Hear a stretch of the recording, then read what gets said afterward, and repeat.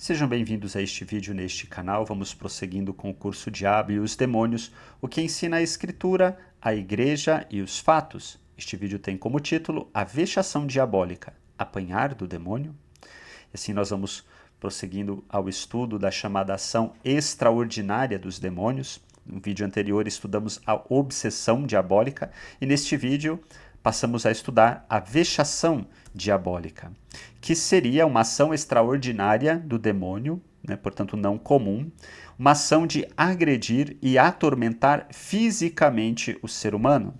Esta agressão poderia ocorrer de diversas formas, e assim, por ação do demônio, fazer a pessoa sentir ou aparecer nela cortes, queimaduras, espetadas, mordidas, batidas, golpes que deixam hematomas, tumefações, feridas sangrentas, fraturas, incisões na pele formando letras, palavras ou sinais.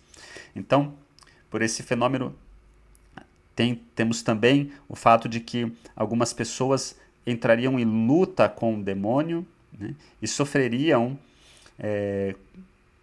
nessa relação com o demônio pancadas, de modo a chegarem a apanhar do demônio, e por isso as tumefações, os hematomas, ou quando não há essa luta propriamente dita, simplesmente o demônio faz aparecer na pele algumas marcas, alguns sinais, até mesmo às vezes palavras, aparece escrita na pele, de modo misterioso. Então a vítima também poderia perceber odores nauseantes, ser alvo de pedras e outros objetos que viriam contra ela, ser levitado ou jogado da cama, da escada, ser lançado ao chão ou contra a parede, ser arrastado como por uma mão invisível, ser transportado de um lugar para o outro e, inclusive, ser vítima sexual do demônio, chamados incubos e sucubos. Se trata de uma crença muito forte na Idade Média de que pessoas podiam ter relações sexuais com demônios e que por vezes os demônios poderiam atacar também as pessoas sexualmente. Também ligado à chamada vexação diabólica estaria determinadas doenças que o demônio causaria em algumas pessoas. Bem, com relação a essa questão da vexação diabólica, parece não haver fundamentação bíblica suficiente para falar da existência de uma suposta vexação diabólica, e nem mesmo também do magistério oficial da Igreja. A Igreja não possui nenhuma doutrina, de modo oficial com relação a isso. Na Escritura vai aparecer a questão das enfermidades, que seriam supostamente causadas por demônios, e nós tratamos disso em vídeos anteriores. A Escritura apresenta a figura dos endemoniados, que por vezes manifestam doenças. E aí fica uma questão. Essas pessoas seriam doentes, dos quais, ao não se conhecer a causa da doença, elas eram atribuídas a demônios, e era assim um modo de falar da época, ou seriam de fato doentes de enfermidades causadas por demônio? Fica essa pergunta. Parece que a primeira opção é mais certa. Por quê? Porque a Escritura em nenhum lugar vai desenvolver qualquer doutrina que afirme que demônios possam causar doenças. Não existe esta afirmação na Escritura a modo de revelação. Não há. Também a própria Igreja em nenhum lugar, de modo oficial, vai desenvolver qualquer doutrina que afirme que demônios possam causar enfermidades. Não existe isso doutrinariamente. Bem, com relação a isso, nós já tratamos em vídeos anteriores e não vamos tocar aqui, nessa questão. Quem tem curiosidade pode voltar em vídeos anteriores quando falamos dos evangelhos, e lá nós tratamos a questão dos endemoniados.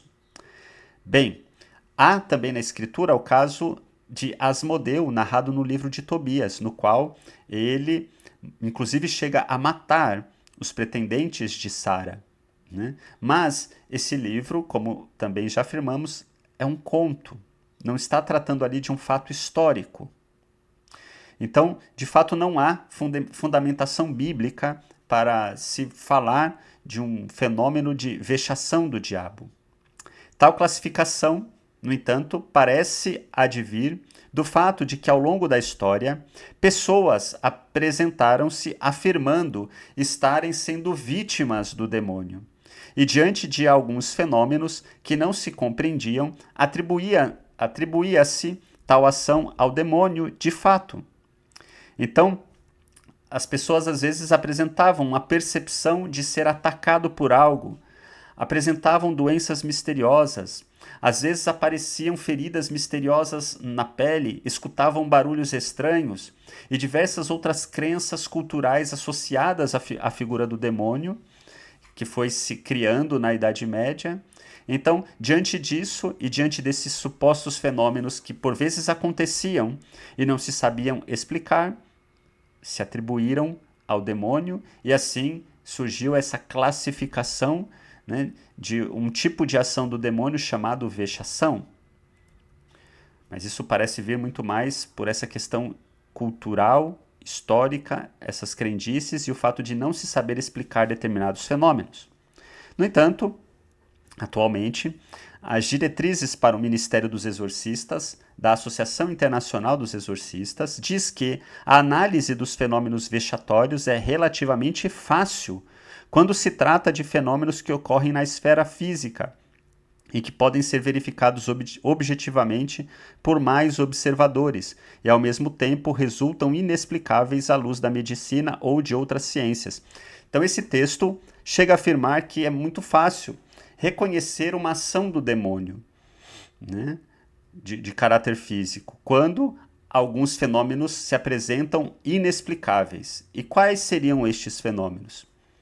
Por exemplo, diz o texto, cortes no corpo que aparecem feitos do lado de dentro, com feridas que sangram e depois desaparecem, corpos humanos que são como que agarrados por força invisível e jogados longe, ou arrastados no chão, ou contra a vontade de quem sofre o fenômeno, desaparecimento e reaparição de objetos no mesmo lugar sem que tenha havido fraude. Então, esses são os fenômenos apresentados. Depois nós vamos comentar cada um desse tipo de fenômeno, né, mais à frente. Mas, logo de cara, já é preciso dizer, esses fenômenos, sim, podem ter algum tipo de explicação científica, médica, mas nós vamos voltar a eles. O próprio texto das diretrizes, no entanto, reconhece que o juízo torna-se mais difícil se os fenômenos físicos, embora ocorram na esfera física, não podem ser verificados objetivamente por mais observadores, sendo a vítima a única pessoa que os percebe. Por exemplo, com relação a coisas estranhas ou dolorosas que uma pessoa sente dentro do corpo, mas que não produz fenômeno externo. Então não tem como ser verificado. Aí ficaria uma certa dúvida. Bem, mas será que é muito fácil e claro determinar um fenômeno como sendo uma vexação diabólica? É o que nós nos perguntamos. E apresenta-se como indício de uma vexação mais fácil de ser constatada marcas na pele, né, de diversas espécies, ferimentos que sangram, marcas de nome que aparecem no corpo. Isso seria um indício de ação do demônio. O próprio padre Fortea, né, vai escrever uma Suma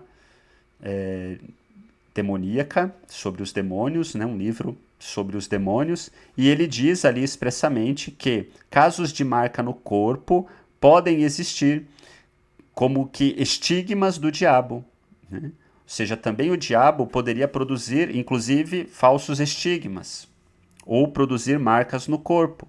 E essa crença é antiga. Mas aqui caberia uma pergunta. Os estigmas são milagres ou ação do demônio? Ou pode o demônio realizar milagre igual e similar ao que Deus realiza? Obviamente que não. Obviamente que não. E a própria igreja, nesse caso, é interessante ter presente, não afirma categoricamente que estigmas são milagres. No processo de canonização, os estigmas não são considerados milagres para a aprovação da canonização do santo. Nunca isso acontece. Então a própria igreja não se pronuncia oficialmente para declarar que estigmas são um milagre, uma ação sobrenatural. Nem da parte de Deus, e obviamente podemos dizer, nem da parte do diabo. Por quê? Sabe-se que pode ter explicação natural. Não vamos tratar aqui sobre estigmas, talvez a gente mais à frente tenha um vídeo só sobre a questão dos estigmas, mas por hora apenas afirmo, pode ter explicação natural. Ao longo da história, nós temos casos de fraude, consciente e inconsciente, pessoas que produziam os estigmas em si mesmo. Por exemplo, Madalena da Cruz, uma pseudomística e pseudopossessa do século XV. Era muito famosa, era considerada uma santa viva, inclusive. Mas era histérica e fraudava, né? Depois se descobriu que ela fraudava os próprios estigmas e outras coisas. Há também, além da fraude, que pode ser consciente, a fraude inconsciente, casos em que a pessoa, em estado alterado de consciência, produz em si mesmo feridas. Okay? Há, para além disso, o fenômeno chamado de dermografia. O que seria isso? Bem, a própria psique produzindo marcas no corpo. Isso é impossível? Não, basta a gente pensar algumas coisas básicas e fenômenos naturais que são muito conhecidos. Por exemplo, quando uma pessoa fica envergonhada, a pele fica corada. Então a gente vê que existe uma relação entre o psíquico e a própria pele, né? No sentido de que a vergonha produz uma mudança de cor na pele, fica corada. Sabe-se hoje que diversas formas de psoríase e de alergia de pele, elas são desencadeadas ou agravadas por fatores psicológicos, estresse, uma porção de coisa. Então, uma condição psíquica produz enfermidades de pele. E isso é muito conhecido e mais comum.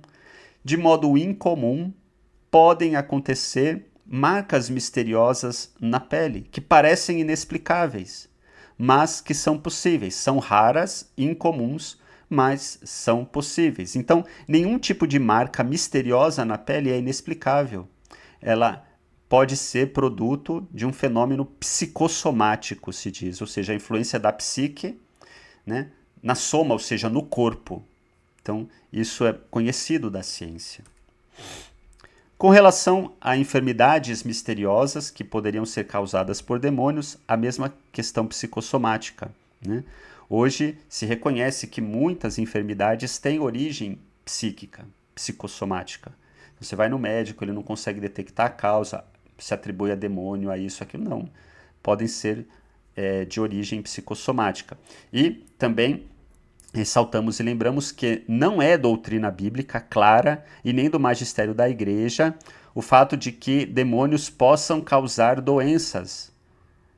Não há doutrina assim, né? De novo, tratamos sobre isso em vídeos anteriores. Bem, sobre a sensação de ser atacado e apanhar do demônio. Não há referência bíblica. Só o relato de Tobias, que inclusive é até mais violento ainda, porque ele chega a matar. No entanto, se trata de um conto. Também não há nada, né, no magistério oficial da igreja que corrobore essa ideia de que o demônio pode atacar o ser humano com violência, no sentido de bater no ser humano. Não há nenhum tipo de afirmação, nenhum tipo de doutrina que afirme isso. Não se pode, nessa questão, desconsiderar diversas questões psíquicas que podem estar envolvidas e que geram fenômenos similares: histeria, neurose, autossugestão, alucinação, parassonia, parassonia é a paralisia do sono, do qual nós vamos falar. Todos esses fenômenos podem estar envolvidos, né, na sensação de estar sofrendo violência de alguma entidade exterior.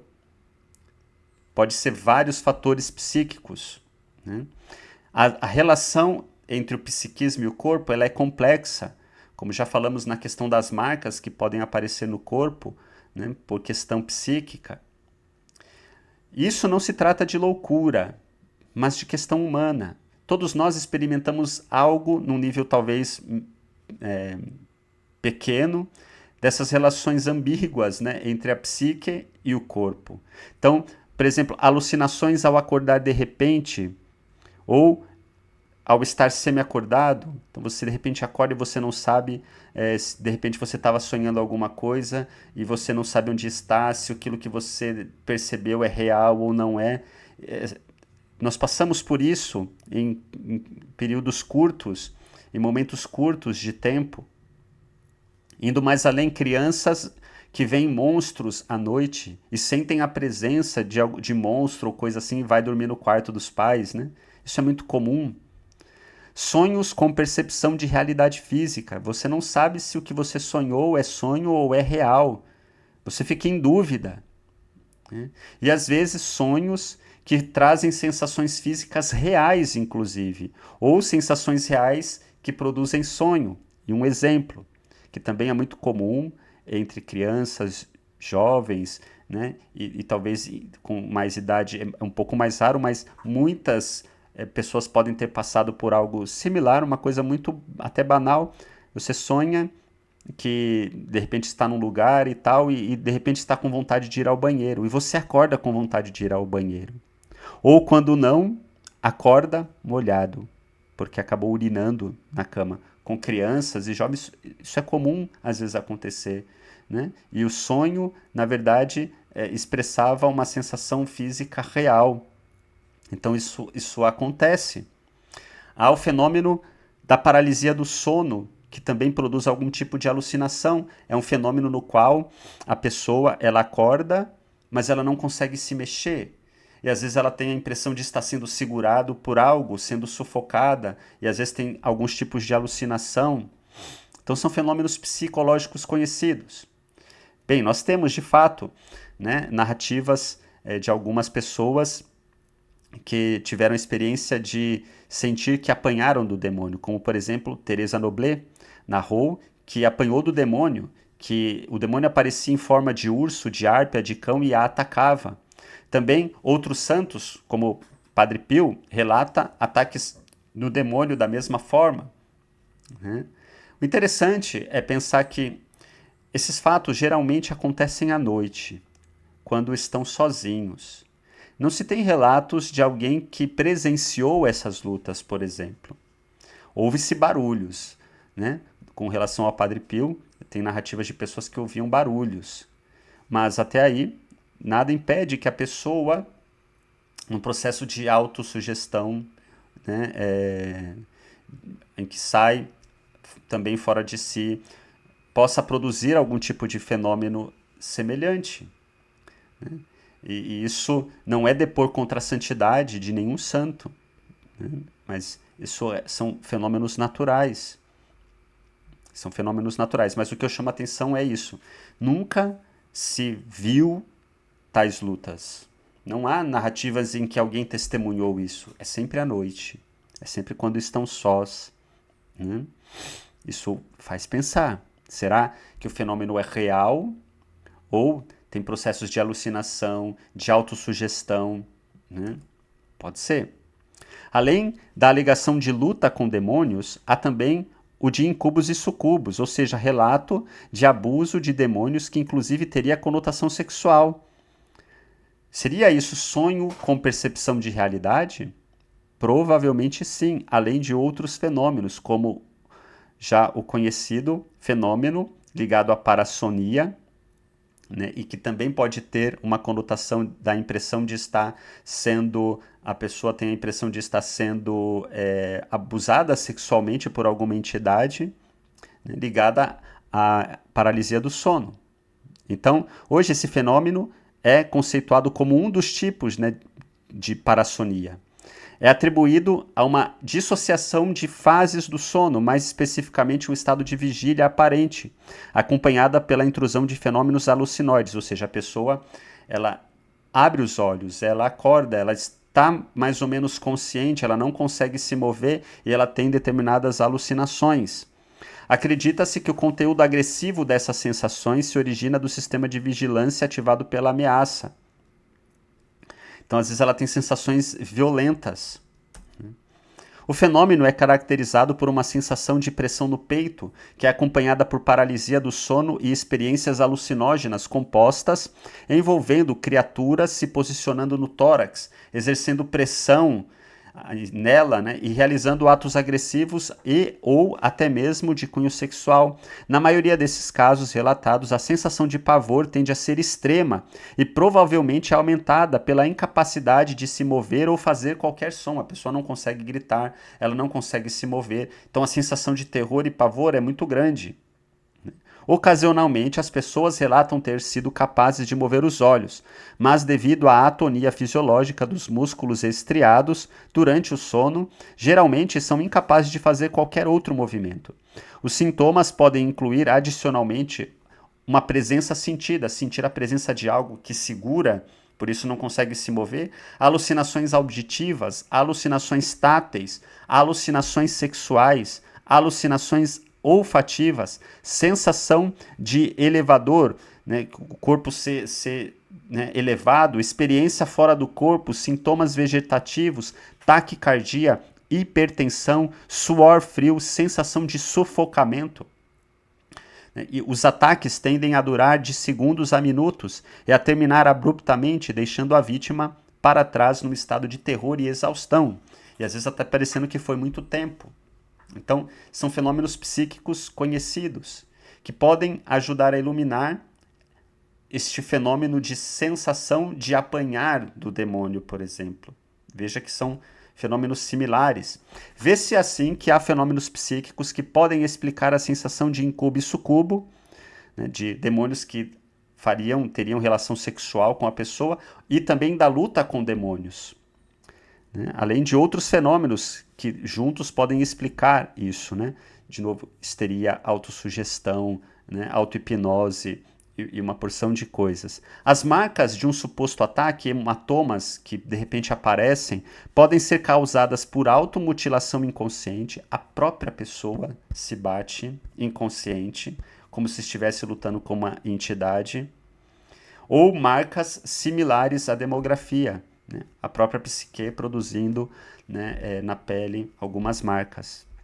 Então, são fenômenos psíquicos conhecidos. Né?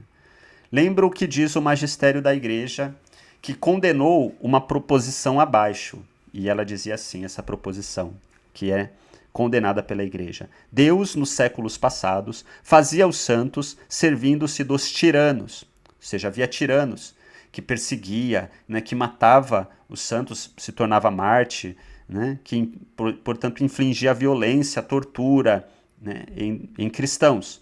Agora, porém, os faz santos, Deus, né, então se serviria dos tiranos, e com isso os tiranos que perseguiam, torturavam e martirizavam produziram santos. Agora Deus faz os santos, né, servindo-se dos demônios, pois causando nele as violências das quais acima faz, de tal modo que eles se desprezem e se anulem grandemente a si mesmo, e se resignem em Deus. Então, isso está lá no Denzinger, 68 proposições condenadas no decreto do Santo Ofício de 28 de agosto e na Constituição Celestis Pastor de 20 de novembro de 1687. Então, achar que agora, né, Deus usa dos demônios para infligir violência a alguém, para santificá-los, isso é uma proposição condenada pela Igreja. Né? O Catecismo da Igreja Católica, no parágrafo 395, lembra que o demônio causa males espirituais e indiretamente de natureza física. Portanto, o Catecismo afirma que o demônio não causa diretamente males de natureza física. Portanto, imaginar que o demônio bate e espanca alguém não está de acordo, seja com essa proposição do Santo Ofício, de caráter oficial, seja com o Catecismo da Igreja Católica. Bem, menciona-se casos de levitação. Nós conhecemos santos que levitaram, por exemplo, São José de Cupertino. E agora, com relação a essas supostas levitações do demônio. É difícil precisar os casos. Lembro aqui, no entanto, a fala do padre Gabriele Amorfi, no livro Memórias de um Exorcista, que comentamos também em vídeos anteriores, onde tratamos da figura do padre Gabriele Amorfi. ele foi perguntado se havia presenciado levitação. E ele responde que só uma vez, ainda que não tinha se apercebido bem, é o que ele diz. Portanto, parece meio dúbio. Ora, ele viu ou não viu? Mas não se apercebeu muito bem. É meio dúbio. E aí fica uma pergunta. Padre Gabriele Amorfi disse que realizou mais de 70 mil exorcismos. E praticamente nada de levitação? Ele diz no mesmo livro que, no entanto, existem muitos casos de levitação, porque o demônio quer mostrar o seu poder. É uma afirmação que ele faz. Ora, mas se o demônio quer mostrar o seu poder, por que que em 70 mil exorcismos realizados por um dos mais famosos exorcistas da atualidade, não temos nada de levitação? Porque mesmo essa que ele diz haver acontecido, ela é tanto quanto dúbia na afirmação do próprio Padre Gabriele Amorfi. Então não temos levitação. Cadê esse poder do demônio que ele quer mostrar? Né? Não há. E a partir da onde ele diz que há muitas levitações, é porque alguém disse, alguém falou, e às vezes, né, se conta, e quem conta um conto aumenta um ponto, e às vezes você tem narrativas fantásticas, mas que não tem averiguação criteriosa, vamos dizer assim. Né? A mesma coisa vale essa reflexão feita sobre a levitação, sobre casos de o demônio atacar e bater em pessoas. Se o demônio, como disse Padre Gabriele Amorfi, quer mostrar o seu poder, e ele faz muitas levitações, embora nas 70 mil que ele realizou não tenha tido levitação alguma, também porque não há casos em que visivelmente se vê o demônio bater e espancar alguém. Não há esses casos. Somente, de novo, quando pessoas estão sozinhas, geralmente à noite, e fazem algum tipo de experiência que é real, mas pode ser alucinação, pode ser diversos fenômenos psíquicos, e depois narram que foram vítimas do demônio, mas sempre quando elas estão sozinhas. Provavelmente se trata de fenômenos psíquicos. Né? Nós não temos fenômenos que acontecem assim, presenciados por outra pessoa, para atestar que o demônio bateu em alguém. Não há. Né? Com relação à afirmação de ser levado de um lugar para o outro, menos ainda existe qualquer prova. Às vezes, ilusão, alucinação, né? Tudo isso é muito mais provável. Quanto a objetos que somem e aparecem, vale a mesma reflexão. Por que tais fenômenos não ocorrem de modo claro se os demônios querem mostrar o seu poder? Mas é sempre alguém contando. E aí pode haver várias coisas que possam explicar essa sensação de que parece que objetos somem e aparecem. As pessoas podem acreditar que viram algo que sumiu e apareceu. Podem inconscientemente tirar algo do lugar ou simplesmente esquecerem que haviam trocado algo de lugar. Há pessoas que são mitomaníacas.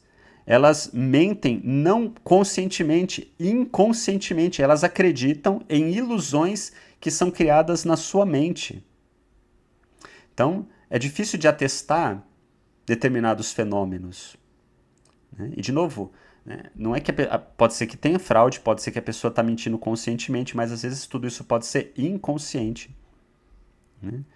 Então, praticamente nunca se comprova tais fenômenos.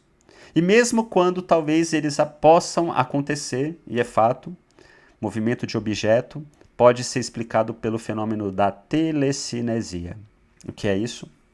De modo muito resumido, né, o corpo humano possui energia mecânica, energia hidráulica, né, a líquido no nosso corpo, a energia cinética, energia elétrica, existe corrente elétrica no nosso corpo. Então, segundo alguns, o ser humano poderia exteriorizar essa energia imperceptível, mas que às vezes pode movimentar um objeto. É um fenômeno raro, incontrolável, que às vezes pode acontecer. Né?